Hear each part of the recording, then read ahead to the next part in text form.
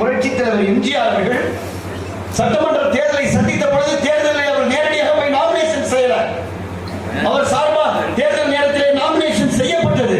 அவர் போய் பிரச்சாரம் தனக்காக பிரச்சாரம் செய்யவில்லை. தான் நிறுத்திய எந்த வேட்பாளருக்கும் பிரச்சாரம் செய்யல. தேர்தல் வந்தது, அவன் எல்லாருமே ரெட்டலையை செவுத்துல எழுதினாங்க. தமிழ்நாடு முழுக்க ரெட்டலையை போட்டாங்க.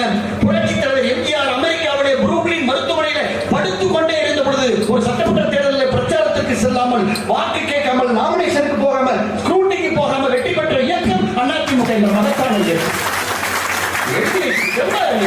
தைரியமா இருங்க. அதிமுக ஒரு சாதாரண கட்சியே கிடையாது. நேற்று பெய்த மழையில் இன்று முளைத்த காலால் அல்ல அதிமுக ஒரு மகத்தான மக்கள் இயக்கம். இந்த பீப்புள் ஃப்ரெண்ட்லி பார்ட்டி, மக்களால் நேசிக்கப்படுகின்ற இயக்கம் அதிமுக இயக்கம். மக்கள் நேசிக்கின்ற இயக்கம் அதிமுக இயக்கம். தெம்பாருங்க, ஒரு மகத்தான மக்கள் கட்சியை நாம் கரை போட்டு வேட்டி கட்டி பயணம் செய்கிறோம் என்று மலைக்கோட்டை பகுதியில் நீங்க தெம்பாருங்க. அவ்வளவுதான் நான் சொல்றேன்.